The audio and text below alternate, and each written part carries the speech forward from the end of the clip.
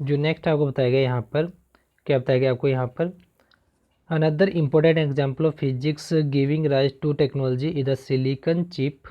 किसकी बात है? Silicon chip that triggered the computer revolution in the last 3 decades for of the 20th century. देखिए बात है सिलिकन चिप की। अब सिलिकन चिप क्या होती है ये आपको पता है? चिप सबको पता है क्या होती है। चिप आपके पास में वो एक बहुत छोटा इलेक्ट्रॉनिक कंपोनेंट है जो बहुत ज़्यादा मेमोरी को रखता है, या बहुत बड़ा उसका स्पेस होता है। स्पेस बड़ा होने का मतलब ये नहीं कि उसका साइज़ बड़ा होता है, बल्कि साइज़ उसका छोटा होता है, लेकिन उसके अंदर स्पेस इतना होता है, मेमोरी वो बहुत ज़्यादा अपने अंदर एक्यूमुलेट कर सकता है। ठीक, और ये आपके पास में जो कंप्यूटर्स हैं, आपके मोबाइल फ़ोन्स हैं, उनके अंदर आपके पास में ये चिप डाली जाती हैं, होती हैं, जो मेमोरी वहाँ पर ये एक्यूमुलेट करता है। और इसने एक टाइप से कंप्यूटर रिवोल्यूशन कर दिया है अपने टाइम में। ठीक, जो नेक्स्ट आपके पास में यहाँ पर a most significant area to which physics has and will contribute is the development of alternative energy sources resources. अब देखिए जो एनर्जी रिसोर्सेज की बात कीजिए, आपको पता है कि जो हमारा टाइम है, मॉडर्न टाइम आपका है, इसमें डे बाय डे सिर्फ और सिर्फ एक ही डिमांड बढ़ती है एनर्जी की। किसकी डिमांड बढ़ती है? एनर्जी की आपके पास में वहाँ पर डिमांड बढ़ती है। अब ये एनर्जी के जो रिसोर्सेज हैं, ये आपने रीन्यूएबल रिसोर्सेज वहाँ पर बनाने हैं, और फिजिक्स बड़ी हेल्प करती है उन रिसोर्सेज को डेवलप करने में। 10th क्लास में आपने पढ़ा हुआ है सोर्सेज ऑफ एनर्जी, और वो फिजिक्स का ही पार्ट आपका था। The fossil fuels of the planet are drilling fast and there is an urgent need to discover new and affordable sources of energy। देखिए जो आपके पास में फॉसिल फ्यूल्स होते हैं, जो फॉसिल फ्यूल्स आपके होते हैं वो ऑलरेडी आपको पता है वो कौन से थे? जो एनिमल डेड रिमेन्स या प्लांट्स रेजिड्यू से जो आपके बने थे वो आपके पास में थे, लेकिन इनका डे बाई डे बहुत अधिक इनका डे वहाँ पर कंजप्शन होता है। एक वहाँ पर अलार्मिंग रेट पर ये जा पहुँचे हैं, और उस कगार पर ये पहुँच गए कि कुछ टाइम के बाद में ये हमें वहाँ पर दिखाई भी नहीं देंगे। ठीक, तो आपने क्या करना है, इनके जो सोर्सेज है इनका अल्टरनेट आपने वहाँ पर डिस्कवर करना है। कुछ नए सोर्स हों और अफोर्डेबल हों। नए, और जो अफोर्डेबल की बात है, अफोर्डेबल आपके पास में वो होंगे जिनको आप इजीली एफर्ड कर सकते हो, उनकी कॉस्ट ज़्यादा ना हो, स्टोर वो इजीली हो जाए। ठीक, उनका वहाँ पर ट्रांसपोर्टेशन भी इजी आपके पास में होना चाहिए। क्लियर है?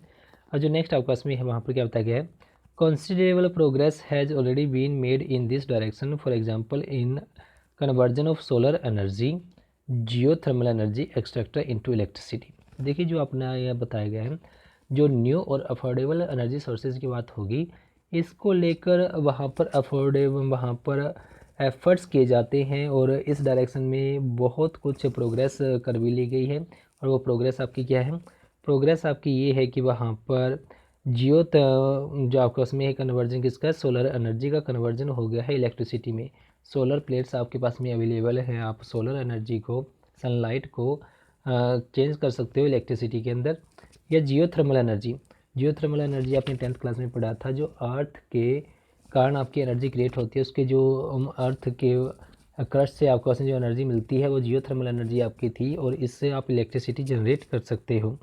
ठीक, लेकिन आपको क्वेश्चन जो आगे बताया गया है, but much more is still to be accomplished, लेकिन इससे कहीं ज़्यादा हमने और आगे गेन करना है। अब इसके बाद टेबल 1.1 आपको जो दी गई है, फर्स्ट टेबल आपके चैप्टर की, वो किसके बारे में बताती है? कुछ एक ग्रेट फिजिस्ट, उनके मेजर कंट्रीब्यूशन और उनका कंट्री ऑफ ऑरिजिन।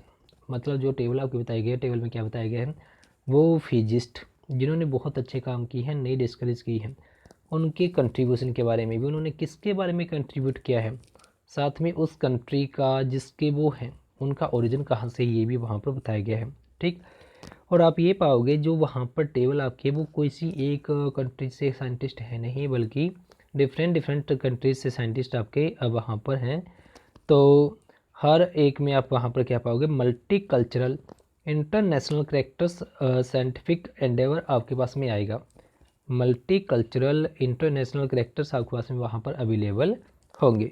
अब जो उससे नेक्स्ट टेबल आपकी टेबल 1.2, ये कुछ इंपॉर्टेंट टेक्नोलॉजीज़ के बारे में, उनके प्रिंसिपल ऑफ फिजिक्स के बारे में आपको बताएगा। मतलब टेक्नोलॉजी जो आपके हैं, और साथ में वहाँ पर जो प्रिंसिपल है बेसिक उस टेक्नोलॉजी का, मतलब जो उसका बेसिक ले डाउन है या फिर बेसिक जो है उसका प्रिंसिपल, उसके बारे में ये आपको बताता है। ठीक, obviously this tables are not exhaustive, we urge you to try to add many names and items to these tables with the help of your teachers, good books and websites on science। ठीक, तो आपने क्या करना है, वहाँ पर आपने देखिए जो टेबल बताया गया वो वही टेबल आपके पास में, ऐसा नहीं कि एनफ है कि बहुत है, इससे कहीं बड़ी टेबल आप इसको बना सकते हो, इसको आगे बढ़ा सकते हो। आप उसके लिए बुक्स का यूज़ कर सकते हो, आप अपने टीचर्स की हेल्प ले सकते हो, और आप वहाँ पर जो वेबसाइट है साइंस पर, साइंस वेबसाइट से उसे डिस्कवर कर सकते हो। You will find that this exercise is very educative and also great fun. और आप ये पाओगे कि जो आप ये एक्सरसाइज करोगे, उनके जो कलेक्शन करोगे, नाम उनके फाइंड आउट करोगे, डिस्कवरी आप उनकी देखोगे, टेक्नोलॉजी आप पता करोगे, तो ये बहुत ही है वहाँ पर अच्छी और एक एजुकेटिव एक्सरसाइज होगी, और एक अपने आप में बहुत बड़ा फन ये है। And assuredly it will never end, और श्योर है कि ये कभी भी ख़त्म नहीं होगा। The progress of science is unstoppable. जो प्रोग्रेस होती है साइंस की, या प्रोग्रेस जो है साइंस की, ये अनस्टॉपेबल है, मतलब ये कभी रुकने वाली है नहीं। अब जो यहाँ पर देखिए, इतना पढ़ने के बाद आपका इसमें फिजिक्स की डेफिनेशन आती है जो आपने यहाँ से करनी है। Physics is the study of nature and natural phenomena. किसकी स्टडी है? नेचर एंड नेचुरल फिनोमेना की, मतलब नेचर में क्या अक्कर किया, और वो जो फेनोमेना उससे रिगार्डिंग है, उसके कारण है या उससे रिलेटेड है, वो कैसे होगी। जैसे मैं बात करूँ फ्री फॉल की, आपको पता है कि अगर आपके पास में कोई भी एक ऑब्जेक्ट है, कोई स्टोन है या कुछ और ऑब्जेक्ट आपका है, अगर उस वो आपने वहाँ पर रखा है कुछ एक हाइट पर, ऑब्जेक्ट अगर आपने अर्थ से कुछ एक हाइट पर रखा है, तो आप ये पाओगे अगर ये ऐसे आप छोड़ देते तो ये नीचे गिर जाता है बड़े आराम से अपने आप ही, सिर्फ आपने इसको छोड़ना है, रिलीज़ करना है।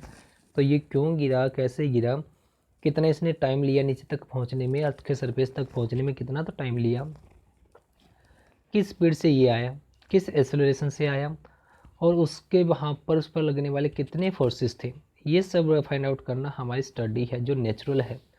ठीक, और नेचुरल फिनोमेना आपकी है ये।